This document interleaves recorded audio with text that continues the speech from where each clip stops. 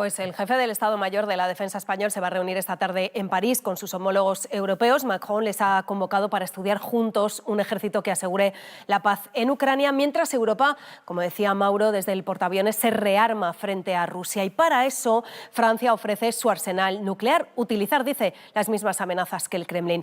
Ese país, Francia, tiene ahora mismo 290 cabezas nucleares para hacer frente a las más de 4.300 que custodia el Kremlin. En lo que a la guerra de Ucrania se refiere, hoy el marco central son las negociaciones entre Rusia y Estados Unidos. De eso no hay ninguna duda.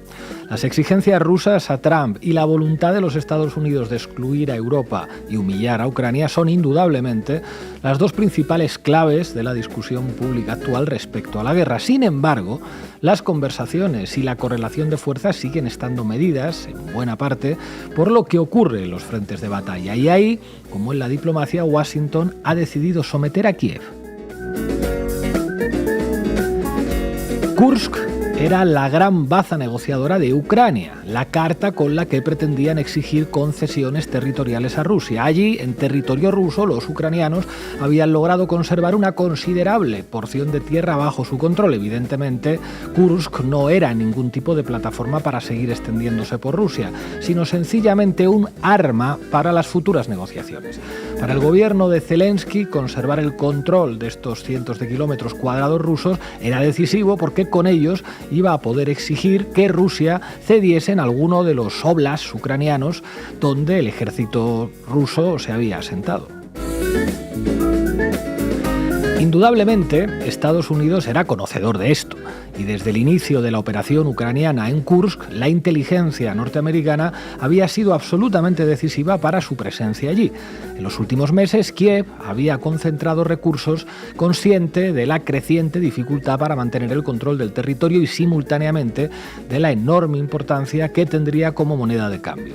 Trump, Musk y el gobierno de los Estados Unidos en general han decidido consciente y deliberadamente llevar al matadero a Ucrania en Kursk. Ya no se trata únicamente de humillar públicamente a Zelensky o de reiterar que Europa no tendrá voz en las negociaciones. En lo concreto, Estados Unidos busca dañar activamente a Ucrania en los frentes para torcer el brazo de Kiev y que Zelensky deba humillarse públicamente. Eso es exactamente lo que ha hecho en Kursk. No por casualidad, Zelensky pidió perdón hace un par de días a Trump por el incidente de la Casa Blanca. Los avances rusos en Kursk los ha ejecutado el ejército de Moscú, no el de Washington, eso es así. Por supuesto, la retirada ucraniana, cuyas tropas han perdido cientos de kilómetros cuadrados en apenas 72 horas, no la ordenaron comandantes estadounidenses, sino la estructura de mando de Kiev.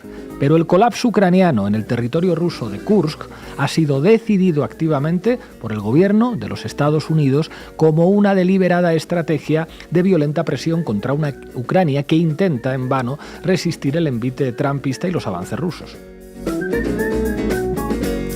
Para el gobierno de Vladimir Putin, recuperar Kursk era una prioridad máxima antes de que las negociaciones avanzaran. Hace una semana, Estados Unidos suspendió la ayuda de inteligencia a Ucrania, fundamental para un sinfín de tareas que Kiev llevaba a cabo en los frentes de batalla. Ucrania necesita el apoyo estadounidense para coordinar sus operaciones en Kursk. Sin ello, el ejército ucraniano está prácticamente ciego y ha sido cuestión de días, de horas.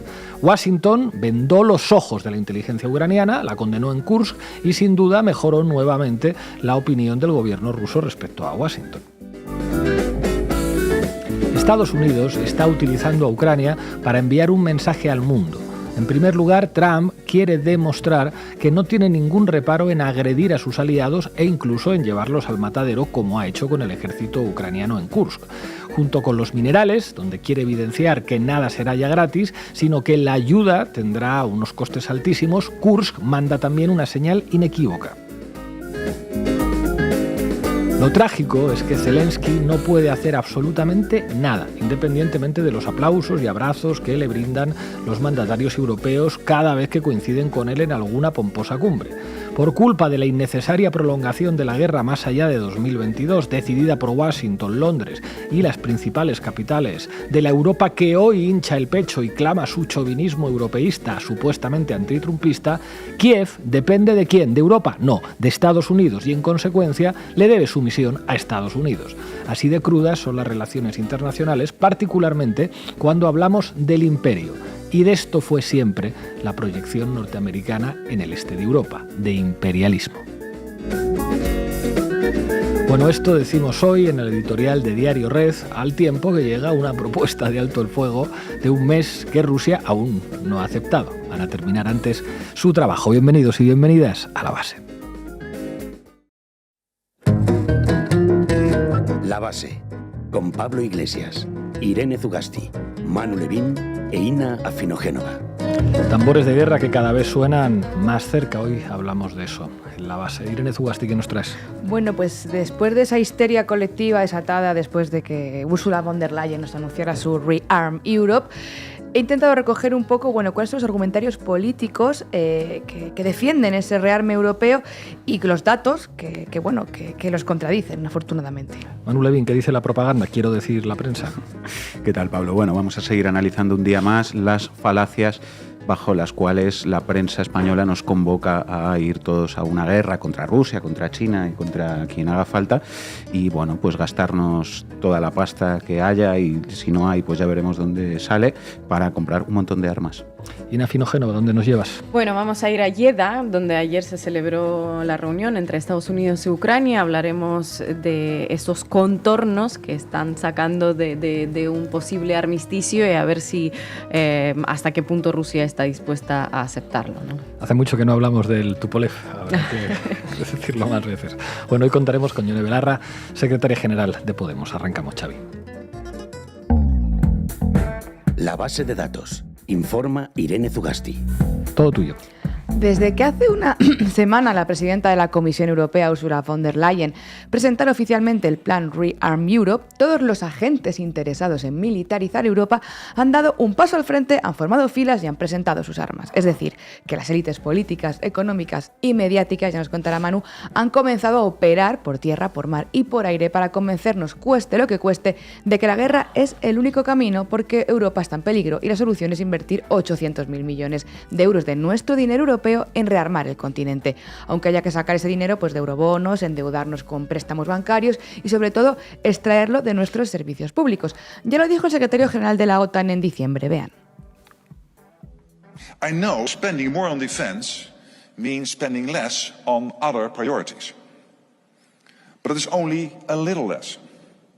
On average, European countries easily spend up to a quarter of their national income on pensions, health and social security systems.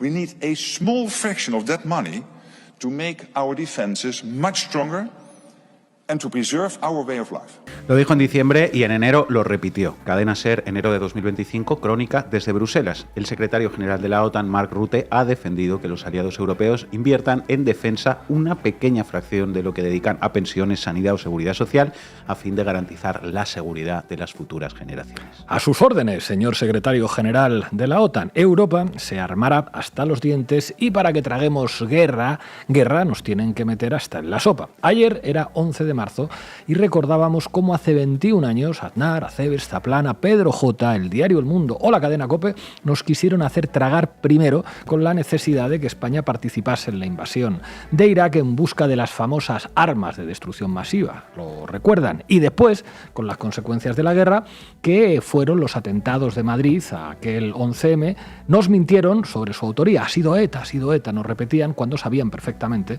la autoría yihadista de aquel atentado. Nuestra audiencia bien sabe ya las herramientas de manipulación que la derecha española usó entonces. Pero hoy, tristemente, no es El Mundo, ni Jiménez Los Santos, ni Libertad Digital quienes manipulan y tergiversan la verdad. En esa gran coalición de la guerra que se ha pactado desde arriba, dictada desde Bruselas, hoy la indignidad y la principal responsabilidad para justificar esta espiral belicista la tiene la progresía política y mediática. Eso es, Pablo, y si no, lean los comunicados de Sumar o Más Madrid al respecto. Hoy las posiciones frente a la guerra retratan a muchas izquierdas que están usando los argumentos de los señores de la guerra para convencernos de que, bueno, pues qué es lo que hay, ¿no? Vamos a revisar algunos de esos argumentos surgidos políticamente en la última semana para hacer esa manufactura del consenso y vamos a desmontarlos con datos y con razones políticas que nosotros sí tenemos frente a ese discurso del terror o del sensacionalismo que apoyan esta inversión en gasto militar. Por ejemplo, el argumento de que invertir más dinero público en gastos de lo que llaman ellos defensa fortalece el Estado social y nos garantiza más seguridad porque es un bien público, tal y como funciona actualmente la industria militar. Llamarla bien público sería decir mucho. O sea, que hay que creerse el absurdo por el cual para defender tu hospital o tu pensión tienes que tener fronteras militarizadas y más munición y más armamento metido en los cuarteles. Un argumento que se cae por su propio peso. Según datos del economista Carlos Sánchez Mato, asumir la deriva belicista del incremento militar supondría un recorte del 13% en gasto social, pensiones, sanidad, educación, vivienda y protección social, además de la captación, por ejemplo, de conocimiento y talento técnico y científico hacia la industria militar, en vez de hacia sectores civiles, para dedicarlo, por ejemplo, a la ciencia, a las energías renovables, a la medicina, a la investigación. Ya, la mejor forma de defender un hospital no es fabricando municiones precisamente, es invirtiendo en el hospital, fíjense qué fácil. Además, como decía Ángel Ferrero en El Salto, es paradójico que la misma izquierda que tolera y aplaude este aumento en el gasto critique fenómenos absolutamente consecuencia de ello como la militarización de fronteras, por ejemplo, porque esta industria no va solo de hacer tanques, lo reconocía el propio Pachi López, sino de securitizar fronteras, tecnologías de vigilancia o qué se creen que es Frontex. En fin, otro argumento que escucharán mucho estos días es que la industria de defensa es una industria pujante y próspera que va a estimular la economía y generar puestos de trabajo y redundar en la economía española. Vamos, que vienen a decirnos que de una guerra saldremos mejores y más ricos, ¿no? Sí, como de la pandemia. De nuevo, otro argumento falaz. España es uno de los principales países exportadores mundiales de armamento, el 7º, de hecho, en el mundo, y uno de los estados que forman parte de la OTAN que más ha incrementado la venta de armas, no ahora, en los últimos años. ¿Han notado ustedes en su día a día, en su vida, ese incremento, ese beneficio, esa bonanza? España elevó sus exportaciones un 29% en el periodo, ojo, 2015-2019, porque esto viene de lejos, según un informe difundido este lunes por el Instituto Internacional de Estocolmo para la Paz. ¿Dónde están yéndose esos beneficios? ¿Se han ido a sus bolsillos, a los servicios públicos, a su salario, a su jornada laboral? No, ¿verdad? Se han ido a los bolsillos de las grandes corporaciones y de sus directivos. Como el presidente del grupo Prisa, Josep Orgulián, que es el cuarto accionista de la empresa de tecnología militar Indra. Por cierto, España vende armas sobre todo a países tan democráticos y respetuosos con los derechos humanos como Arabia Saudí, el 24% del total, o Turquía, 13%. Para que luego les hablen de valores. Tercer argumento, el de la opinión pública favorable a la guerra. Lo comentaba Manu el otro día. En realidad, aquí nadie ha opinado nada, así que tampoco podemos saber si hay alguien favorable o no, al menos en España. Y eso que según la Constitución española, artículo 92, las decisiones políticas de especial trascendencia podrían ser sometidas a referéndum consultivo de toda la ciudadanía. El referéndum sería convocado por el RI mediante propuesta del presidente de gobierno previamente autorizado por el Congreso. Nada de eso ha pasado en España, aún menos en el Parlamento Europeo. Sí pasó ayer, por cierto, en Países Bajos, donde 71-73 ganó la opción de no apoyar el plan Rearm Europe, aunque eso en realidad daría un poco igual, porque si quisieran activarlo en Europa, usarían el artículo 122 del TFUE, que es el de la urgencia, y no habría pues consenso ni votación ni legitimidad pública que valiera. Pero no se preocupen, que ya está el diario El País y sus escribanos a sueldo prestos para hacernos creer que ustedes están pidiendo la guerra. Sí, ustedes. Les recomendamos el hilo del politólogo Víctor Egio desmontando la encuesta que ayer presentó El País como un argumento demoscópico en favor de la guerra, de un ejército europeo y de volver a hacer la mili incluso. La mili, a menos. Un ejercicio de manipulación de datos de libro. La encuesta, por ejemplo, concluía que muchos españoles creen que se gasta poco en defensa y un tercio apoyaría recortes para aumentarlo. Ergo, entonces, El País, Kiko Llaneras, 2/3 no lo apoyarían. Es decir, que sería mucho mejor plantearlo así, ¿no? 2 de cada 3 personas en España no quieren recortes sociales para gastos militares, ¿no? La encuesta también invierte las cifras para asegurar que mucha gente apoya el servicio militar obligatorio. En realidad, la mayoría no lo hace en España, no lo apoya. El 52%, el país menos militarista, por cierto, de todos los países europeos de esta encuesta. Y también afirma la misma encuesta, que en realidad es de YouGov, se le hace a cinco estados europeos, que los españoles están de acuerdo con enviar tropas a Ucrania. Ok, lo que obvia es que se pregunta siempre en esa encuesta sobre el envío de tropas de paz tras un fin de las hostilidades, no de tropas para que vayan a pelearse al frente en Ucrania. No se olviden, somos el país del no a la guerra, el que luchó contra el servicio militar obligatorio para no tener que servir a uno de los ejércitos más reaccionarios de Europa que nunca se depuró democráticamente. Somos el país que castigó en las urnas las mentiras de la guerra y somos el país que más orgullosamente ha defendido la causa del pueblo palestino contra el genocidio en Europa. Así que no nos pinten como lo que no somos. Otro argumento más consiste también en afirmar que la oposición al régimen de guerra, ese consenso europeo de guerra y la destrucción de las bases sociales y económicas de la democracia, es lo mismo que la política que hace Vox, que hace Víctor Orbán, que hace Trump o que hace Putin. Este argumento, como muy bien dice el compañero Sánchez Cedillo, profundiza en esa lógica amigo-enemigo que castiga en realidad a los movimientos feministas, a las pacifistas, a los antirracistas, al movimiento vivienda, los ecologistas o el sindicalismo de clase. Nos ponen con un espejo y no nos dan otra opción, o con ellos o contra ellos. El fascismo oportunista hará bandera de la paz o de los derechos de los trabajadores, pero ya sabemos perfectamente que no hay que darles ni agua. Otros, sin embargo, les han permitido llegar demasiado lejos. E igual que el otro día, os acordáis, compañeras, probábamos a hacer analogías históricas con discursos militaristas que se estaban pronunciando hoy, pero que sonaban como hace 60 o 70 años, ahora os propongo lo contrario, traer a la palestra discursos pacifistas que se dijeron hace un siglo, pero que serían de plenísima actualidad. Por ejemplo, fijaros, no los partidos socialdemócratas, sino la burguesía propone cada cierto tiempo la idea de una federación europea. Esta siempre se presentó, no obstante, como una clara tendencia reaccionaria y la solución de la Federación Europea solo puede significar objetivamente, en el seno de la sociedad capitalista, de una guerra aduanera contra los Estados Unidos en el terreno comercial y una lucha racial, colonial y patriótica en el terreno político. Rosa Luxemburgo, 1914. Y permítanme citar a una compatriota. En Francia, los capitalistas le dicen al proletariado: vengan con nosotros al Sáhara y ocúpenlo. Ahí en el desierto encontrarán lo que les falta en casa. Y aquí en Suecia, los capitalistas suecos están repitiendo la vieja amenaza usada hasta la saciedad. No olviden la amenaza rusa. Debemos armarnos. Alejandra Kollontai, 1912. Pues soy de rusas cuando os ponéis. Pues otra más de Kollontai. Los capitalistas siempre dicen: debemos armarnos porque la guerra nos amenaza, y nos enseñan sus símbolos sagrados: el militarismo por tierra, mar y aire. Instrumentalizan el fantasma de la guerra para ponerlo entre ellos y el fantasma rojo. Llaman a la guerra para liberarse del fantasma de la revolución social. Europa no quiere acabar la guerra de Ucrania, decía Rafael Poch, porque su burocracia oligárquica ha encontrado en la confrontación con Rusia la fórmula para consolidar su poder, su razón de ser. Pero preguntémonos, ¿tiene usted los mismos intereses que el presidente de Prisa? ¿Tiene usted los mismos intereses que el CEO de Navantia o el CEO de Quirón? ¿Que todos los escritores a sueldo de los think tanks atlantistas? Entonces, ¿por qué compartir sus discursos? Gracias, compañera.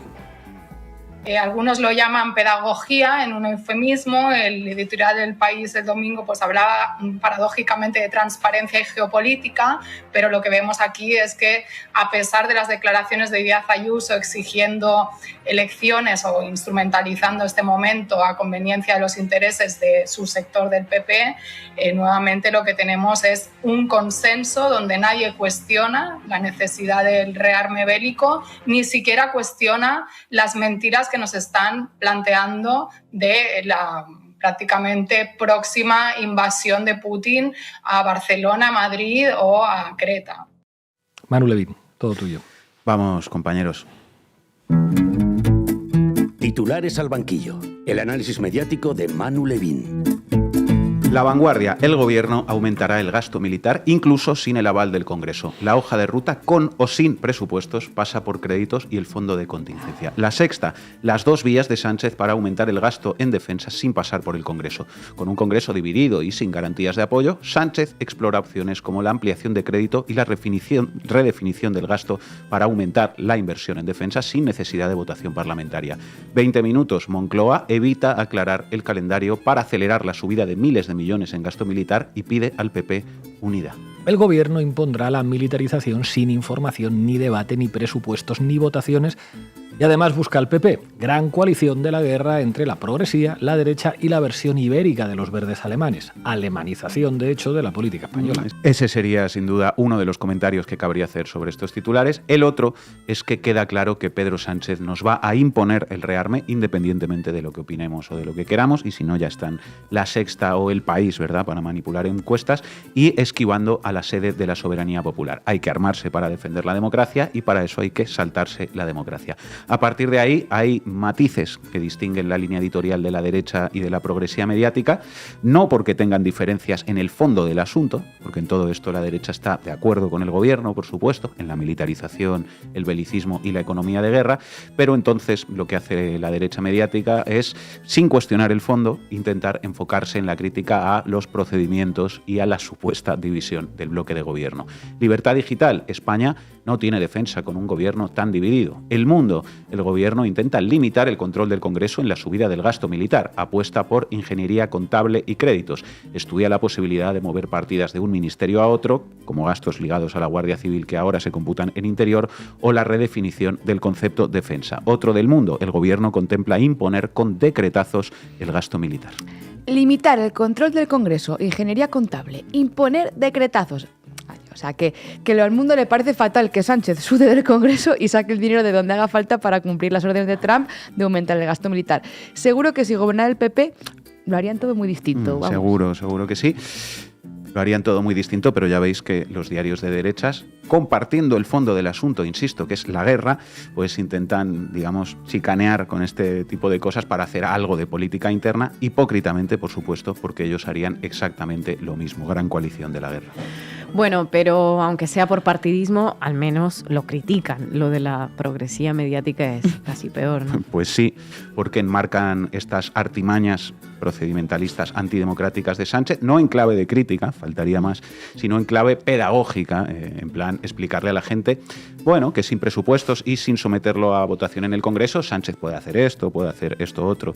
Lo que veíamos en el titular de La Sexta, las dos vías de Sánchez para aumentar el gasto militar sin pasar por el Congreso, etcétera, etcétera.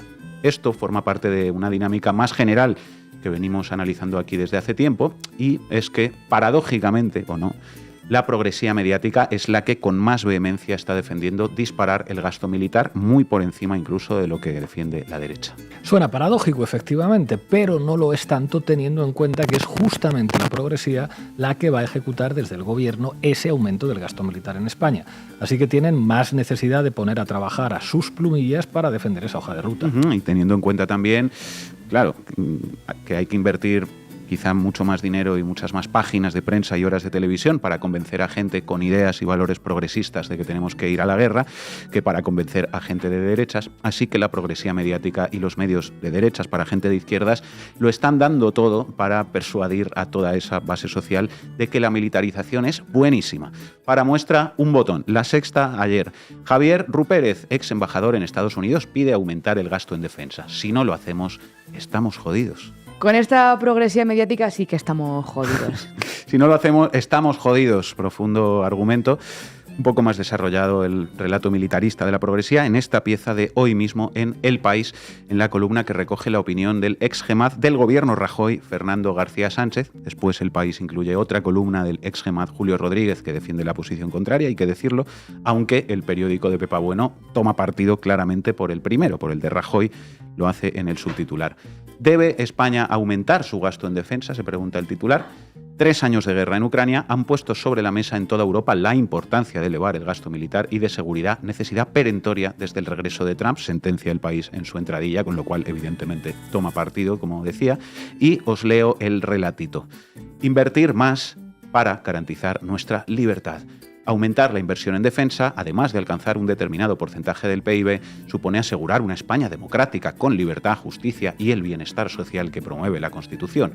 Una política de defensa responsable y transparente incrementa la cohesión social y, como cuestión de Estado, facilita la evolución de una política nacional de confrontación hacia otra de colaboración. La inversión en defensa eleva el empleo, mejora el PIB y produce impactos positivos en I+D+I, lo que contribuye a perfeccionar nuestra autonomía estratégica y nuestra posición internacional. Se necesitan ya unos presupuestos que asignen el 2% del PIB a defensa, aprovechando las normas fiscales de la Unión Europea y con su apoyo llegar hasta el 3,5%. El país apoyándose en los argumentos del más alto cargo militar del gobierno de Rajoy para defender disparar al gasto militar. Una buena metáfora de esa gran coalición de la guerra. Tremendo. Hay muchas ideas en esos párrafos. La militarización genera empleo, como el meteorito de Don't Look Up, que iba a generar empleo también. Aumenta la cohesión social y demás sarta de propaganda. Pero si hay una idea ahí que es un verdadero insulto a la inteligencia y a la verdad, y que es en realidad el gran marco mental, el marco mental principal que se está empleando en los medios para imponer la multiplicación del gasto militar, es eso de que contribuye a la autonomía estratégica de Europa, que sería más necesaria ahora que está Trump. Es lo que dice, de hecho, oficialmente el propio gobierno de España. Pedro Sánchez defiende aumentar el gasto militar, visto lo visto, para depender menos de la OTAN y Estados Unidos. Y es lo que repiten sus operadores mediáticos. De nuevo, La Sexta, cloaca de Ferreras, Pablo Simón. El contexto ha cambiado, estamos en unas circunstancias en las cuales las garantías de seguridad y la autonomía estratégica de la Unión Europea son claves y hay una curiosa paradoja. En el Congreso de los Diputados hay una mayoría parlamentaria partidaria de incrementar el gasto militar. Existe. Lo que pasa es que dentro de la mayoría gubernamental no se da esos apoyos, básicamente porque hay división entre los socios del gobierno respecto a cómo hacerlo. Y yo creo que esto es muy interesante porque plantea un debate casi filosófico también en el entorno de la izquierda, que es cuál va a ser su reposicionamiento respecto al contexto en el que nos encontramos ahora. Tradicionalmente la izquierda en España había reivindicado la autonomía de Europa respecto a la organización del Tratado del Atlántico Norte, respecto a la OTAN y respecto a lo que se consideraba era el imperialismo de los Estados Unidos. Ahora tenemos que del otro lado, desde Washington, lo que está habiendo es un intento de dejar morir por sí misma, dada la entente cordial que existe entre Moscú y Washington, la propia OTAN. Ante estas circunstancias, tenemos que hacernos cargo de nuestra situación. ¿La izquierda qué posición va a tener? ¿Queremos ser más o menos dependiente de los Estados Unidos? Si queremos ser menos dependiente, necesariamente tendremos que invertir en nuestras propias capacidades de defensa y de estrategia. Si no, tenemos que seguir apoyándonos en la OTAN. Todo a la vez no puede ser. Y esto para una parte de la izquierda, yo entiendo, es complicado, sobre todo cuando alguna, no toda, todavía está en el marco de la Guerra Fría. Madre mía, me quito el carnet de politóloga, con compañeros así, en fin. Hay que disparar el gasto militar, pero hay división entre los socios de gobierno, PSOE y Sumar, sobre cómo hacerlo. No sobre si hacerlo o no, sino sobre cómo hacerlo. Bueno, pues se agradece la sinceridad, por lo menos. Se agradece la sinceridad, pero a lo que iba. Esto es por la autonomía estratégica de Europa. Si queremos ser menos dependientes de Estados Unidos, entonces tenemos que aumentar el gasto militar, dicen en La Sexta. Y aquí está, como decía, una de las mayores mentiras del presente. Vendernos que se haga lo que dice Estados Unidos como independencia frente a Estados Unidos. Que el aumento del gasto militar en Europa es la agenda de Donald Trump. Que es una orden de Donald Trump a Europa. Joder, es que entonces, si quieren, que digan, sí, pensamos que Europa tiene que obedecer a Donald Trump y disparar el gasto militar. Eso sería más sincero, pero que nos lo quieran vender como un gesto de autonomía frente a Trump, cumplir las órdenes de Trump, es de tal nivel de corrupción intelectual que da verdadera lástima. Hay una izquierda que vive en el marco de la Guerra Fría, decía también el empleado de Ferreras, Pablo Simón. Es al contrario. Quienes en el fondo parece que sí viven en el marco de la Guerra Fría son quienes explican lo que está pasando en el mundo como un conflicto entre dos modelos civilizatorios, cosa que no es en absoluto. Más que a la Segunda Guerra Mundial y a sus consecuencias, en todo caso, lo que estamos viviendo quizás se parece un poquito más a la primera, una guerra entre potencias. Ya hablábamos hace meses en este programa del espíritu de 1914 para definir la actual fiebre belicista y en particular la posición militarista de estos progres, y hay otro concepto de aquellos años, del que hablaba un ruso muy calvo y muy listo, que quizá también sea útil para entender el presente. ¿Qué es el socialchauvinismo? El socialchauvinismo es la sustentación de la idea de defensa de la patria en la guerra actual. De esta posición derivan, como consecuencia, la renuncia a la lucha de clases, la votación de los créditos de guerra, etc. Los socialchauvinistas repiten el engaño burgués de que la guerra se hace en defensa de la libertad y de la existencia de las naciones, con lo cual se ponen del lado de la burguesía contra el proletariado. Entre los socialchauvinistas figuran tanto los que justifican y exaltan a los gobiernos y la burguesía de uno de los grupos de potencias beligentes, beligerantes, como los que reconocen a los socialistas de todas las potencias beligerantes el mismo derecho a defender la patria. El socialchauvinismo, que defiende de hecho los privilegios, las ventajas, el saqueo y la violencia de su burguesía imperialista o de toda burguesía en general, constituye una traición absoluta a todas las ideas socialistas. Clases de ciencia política en la base con Vladimir Ilich Ulyanov. Gracias, compañero. Do you think you need to have a conversation with him to Yeah, get the Russians I'll to talk agree? to Vladimir Putin, yeah. When will I you want to talk get, to him? look, that's the other, it takes two to tango, as they say, right? So hopefully he'll also agree, and I really think that would be 75% of the way. The rest is getting it documented and, you know, negotiating land positions, etc. So you'll talk to him this week about the deal? Madre mía, qué dos tipos. Ina, todo tuyo. Negociando. La paz. Bueno, vamos. ¿A qué me invitan? El análisis internacional de Ina Afinogénova. Para bailar tango se necesitan dos y para una tregua en el frente que todos los que disparan bajen las armas. Ayer lo dijo Trump, ayer también la ciudad saudí de Jeddah fue sede de unas negociaciones entre Estados Unidos y Ucrania para lograr ese alto el fuego que todas las partes involucradas en la guerra han ido rechazando y posponiendo hasta hace nada. La reunión duró más de 8 horas, se dio casi 2 semanas después de la televisada pelea entre Zelensky y Trump en el despacho Oval y aquellos intentos frustrados de firmar el famoso acuerdo de minerales en el marco del cual Ucrania le cedería a Estados Unidos la explotación de algunos de sus recursos naturales. Estados Unidos estuvo representado por el secretario de Estado, Marco Rubio, y por el consejero de Seguridad Nacional, Mike Waltz. Por parte de Ucrania acudió el cardenal gris del gabinete de Zelensky, Andriy Yermak, trajeado, que sabe que después de las burlas del equipo de Trump sobre los outfits verdes kaki de Zelensky, el equipo ucraniano decidió pues no forzar más la cosa en ese sentido. Ya el desastre en el despacho Oval, el anuncio del congelamiento de los envíos de la ayuda militar y el cese temporal en el intercambio de datos de inteligencia forzó a la cúpula ucraniana a revisar su enfoque hacia quien sostiene militar y económicamente esta guerra. Horas antes de esta reunión en Jeddah, Andriy Yermak publicó un artículo en The Guardian en el que, además de alabar y agradecer el liderazgo estadounidense, tal y como les sugirieron desde Washington insistentemente, sostiene que Europa no puede permitirse una paz que solo serviría para que Rusia se rearme, recupere sus fuerzas y retome la ofensiva. No permitan que Rusia se salga con la suya, sostiene en su artículo, que viene a decir que un alto el fuego duradero solo es posible si se hacen esfuerzos militares por contener a Rusia. Es decir, horas antes de la reunión, el equipo de Ucrania volvía a recalcar la necesidad de unas garantías de seguridad antes que ningún acuerdo de paz, o mejor aún, la paz a través de la fuerza. La paz a través de la fuerza. El entorno de Zelensky, así como el propio presidente ucraniano, estuvieron apegados a esa idea, a la de no darle oxígeno a Rusia de ninguna manera a lo largo de todos estos años, a una costa de sus propias bajas, de las vidas de su propia población, porque ahora mismo son sus tropas las que están más desgastadas y a punto de colapsar en algunos puntos del frente. Antes de la reunión en Jeddah, Ucrania puso sobre la mesa una tregua aérea y marítima, pero no terrestre. Kiev se comprometería así a cesar el envío diario de drones a Rusia a cambio de que Moscú hiciera lo propio con sus misiles y su aviación. Un deal que a Moscú seguramente pues no le parecería muy equiparable. Pero algo pasó durante la reunión de ayer y los ucranianos se vieron obligados a aceptar una tregua completa. ¿Y qué habrá pasado? Cuéntanos. Bueno, parece que Estados Unidos condicionó la reanudación de los envíos de armas para Ucrania a la flexibilidad de Kiev a la hora de sentarse a negociar. Naya Sanso recordaba el plan Kellogg-Flates que se publicó hace casi un año sin llamar en aquel momento demasiada atención. Según ese plan, el suministro militar estadounidense estaría supeditado a que Ucrania aceptara negociar y aumentaría incluso en caso de que lo rechazara Rusia.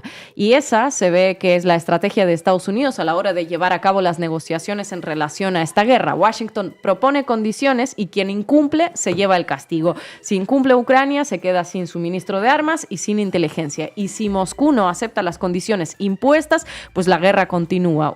Lo tomas o lo dejas. Así que parece que Kiev no tuvo otra que comprometerse a aceptar un armisticio completo porque de esta manera se asegura que le llegarán más armas. De hecho, poco después de la reunión, la oficina del presidente ucraniano confirmó que los envíos de ayuda estadounidense se habían reanudado. Luego Tulsi Gabbard, la jefa de inteligencia estadounidense, dijo que Washington también había retomado el intercambio de inteligencia con Kiev.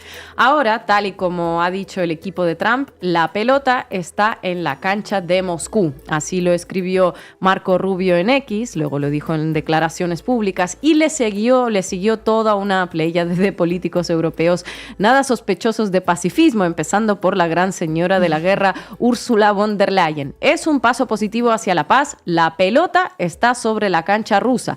Y siguiendo por Kaja Kallas, la que habla de prepararse para la guerra con China, la pelota está sobre la cancha rusa. Se les unió Emmanuel Macron. La pelota está sobre la cancha rusa. No sabemos en qué cancha está la pelota, pero lo que parece bastante evidente es que hay una suerte de central o un chat común en WhatsApp donde von der Leyen y Kaja Kallas elaboran sus profundos argumentarios para luego hacer básicamente un copy-paste en Twitter. Desde Reino Unido también hubo muestras de apoyo a los posibles avances hacia una paz justa, una de ellas especialmente inesperada. Hasta Boris Johnson, que hizo a Kiev levantarse de la mesa de negociaciones en Estambul en marzo de 2022, saludó la propuesta de la tregua. Y una se pregunta, ¿cómo es posible ese cambio de enfoque tan repentino 3 años después de los constantes rechazos de negociar y más en unas condiciones que parecen favorecer a Rusia? De repente una tregua o un armisticio, algo que pedíamos todos los pacifistas desde que empezó la guerra, por lo que fuimos tachados de rendicionistas al servicio del imperialismo ruso, directamente del Kremlin. Bueno, pues de repente la tregua dejó de ser en el imaginario de los voceros europeos, algunos de ellos auténticos halcones, que no solo quieren ir a la guerra con Rusia, sino que hablan de derrotar a China. Dejó de ser como una herramienta para el rearme de Putin, ¿no? Y se convirtió en una posibilidad real. ¿Qué pasó ahí? Bueno, parece que lo que pasó es que todos ellos tienen una ligera esperanza de que esa pelota, que ahora supuestamente está en la cancha rusa, vuele de esa cancha rebotada. Si Rusia rechaza la tregua, todo el mundo verá que no tiene ninguna intención real de parar. Ucrania seguirá recibiendo ayuda estadounidense, Europa seguirá aumentando sus partidas en defensa y la guerra continuará como durante la administración de Biden, con armas fluyendo y el gasto militar absolutamente desbocado. Lo escribe hoy The Telegraph, entre otros medios, con citas a fuentes ucranianas. Claro, la pregunta ahora es, ¿qué hará Moscú con esa pelota que tiene en su cancha, ¿no? Esta mañana ha habido varias publicaciones en medios, citando a fuentes anónimas que sostenían que era muy poco probable que Putin acepte un armisticio. Juan Antonio Sanz también decía hoy en público que no veía posible que Rusia negocie la paz con un fragmento de su territorio en manos ucranianas, en referencia a las zonas de la región de Kursk que el ejército ucraniano invadió en agosto para mejorar sus cartas de cara a unas negociaciones de paz y, bueno, tenerlo como elemento de intercambio.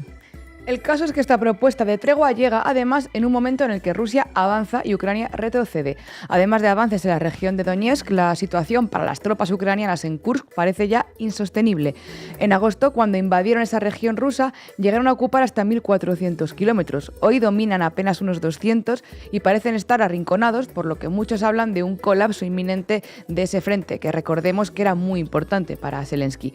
Teniendo esta ventaja sobre el terreno, el hecho de que la retirada de los ucranianos de esta zona sea ya solo cuestión de tiempo, la pregunta de si Putin aceptará la tregua o no, pues casi que se responde sola. Sí, la pregunta tal vez debería ser más ¿con qué le puede presionar Trump para que acepte esa tregua? ¿Más sanciones y más ostracismo internacional? ¿O qué es lo que le puede ofrecer Trump a cambio para que la acepte? Puede que lo sepamos en los próximos días en los que se esperan nuevos contactos con la parte rusa. Ahora, repasando esta mañana canales de Telegram de ciertos líderes de opinión en Rusia, una no deja de ver referencias a los acuerdos de Minsk, unos acuerdos endebles que lograron por un momento reducir el número de víctimas, pero nunca sirvieron para ponerle un final definitivo a ese conflicto que lleva ya, recordemos, más de 10 años, 11 años exactamente. Eso es. El proceso que lleva el equipo de Trump, que seamos justos también, es el que más acercó a la mera posibilidad de terminar esta matanza, recuerda demasiado a estos años de la concatenación de procesos de alto el fuego siempre incumplidos y, bueno, pues no ofrece mucha esperanza. Bueno, y no ofrece mucha esperanza básicamente porque es un conflicto que necesita una solución política. La solución militar no existe porque ninguna de las dos partes parece ser capaz de asestarle una derrota definitiva alternativa a la otra, a pesar de lo que digan los Borrell o los Kaja Kallas de turno, y ni que decir tiene la malvada propaganda de guerra rusa, ¿no? Sin un marco político, los armisticios serán interrumpidos por nuevos episodios de enfrentamientos y matanzas. Decía hoy otra vez el periodista Leonid Rogozin, exiliado de Rusia, que Putin no está luchando por los territorios, ¿no? Algo que parece que no se oye en esta Europa empeñada en rearmarse para defender los territorios que Putin no parece estar interesado en ocupar.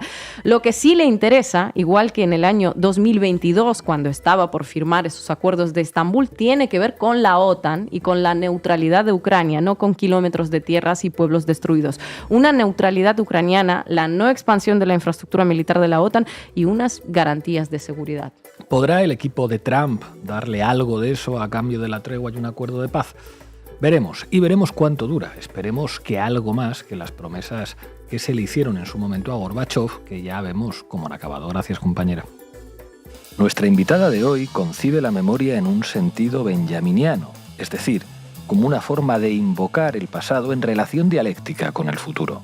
En su ensayo El arte de invocar la memoria desfilan objetos que, en tanto que vestigios arqueológicos, convierten en seres humanos los huesos de las víctimas republicanas de la Guerra Civil.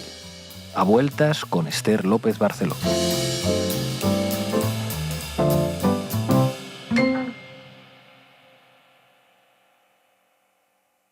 Hoy, como decíamos, en la base nos acompaña Ione Belarra, secretaria general de Podemos.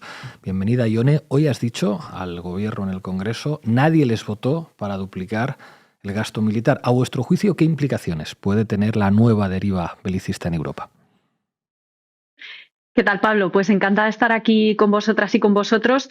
A mí me parece que lo que está pasando a nivel europeo y a nivel mundial es enormemente grave y creo que además el Partido Socialista está incurriendo en una contradicción máxima.